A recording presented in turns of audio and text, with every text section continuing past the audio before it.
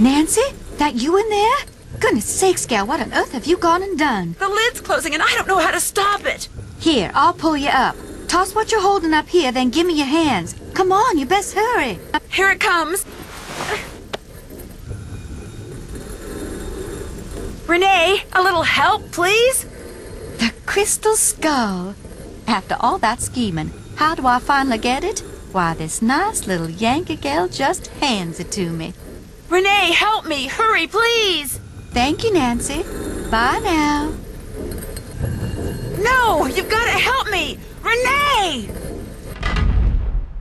Renee!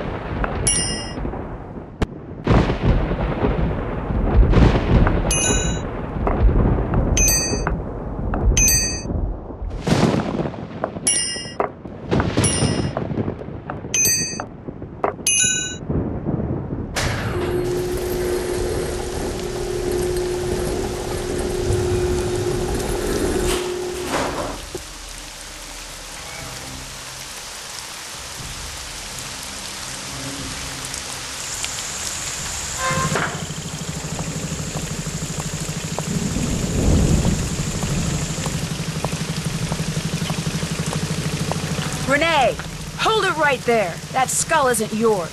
This ain't nothing of the fact that you just tried to bury me alive. The skull is mine. It wants to be mine. Yes, I did my share of scheming to get it. I got Dr. Bolet to go to the authenticators, then switched the letter they wrote saying it was real with one I wrote saying it was fake, in hopes that Dr. Bolet would just hand it over to me. Yes, my plan failed, and yet, here we are.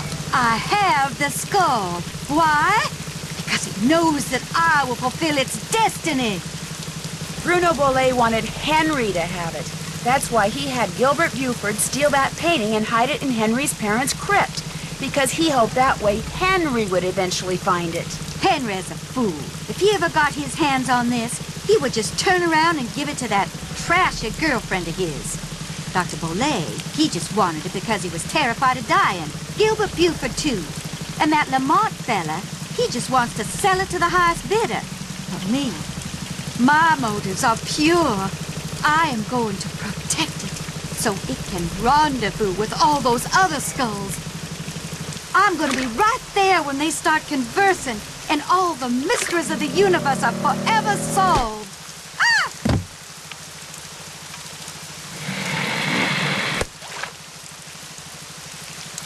No, no, no, come back!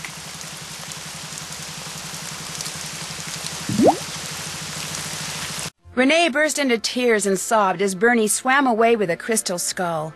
It made me feel sorry for her for about 2 seconds. After all, while she may not have meant to cause Bruno's death, she certainly meant to cause mine when she left me sealed up in that crypt. It felt good to turn her over to the police. Later that night, Dr. Buford came over and apologized for knocking me out with that smoke bomb and for allowing himself to think, even for a moment, that Bruno's crystal skull was anything more than a pretty piece of quartz. To make up for his shameful behavior, He insisted on taking Bess and me on a grand tour of New Orleans. Seeing the city through the eyes of someone who loves it as much as Dr. Buford was truly special. He invited Henry too, but Henry declined. He was still trying to process the fact that his great-uncle wanted him to have the skull. Henry always thought that to Bruno he was nothing more than an annoying family obligation, someone Bruno couldn't care less about. Yet Bruno's request of Dr. Buford, made with his dying breath, proved that he did care about Henry.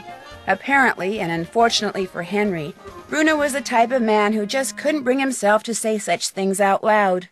As for Lamont, when he heard what happened, he closed his shop, bought enough marshmallows to fill a swamp boat, and has been scouring the bayous ever since, kicking every log he comes to in hopes of finding Bernie and the crystal skull inside him. But Bernie has yet to turn up. Maybe the skull didn't agree with him. Maybe swallowing it caused him to stop associating the sound of a kicked log with yummy sweet things.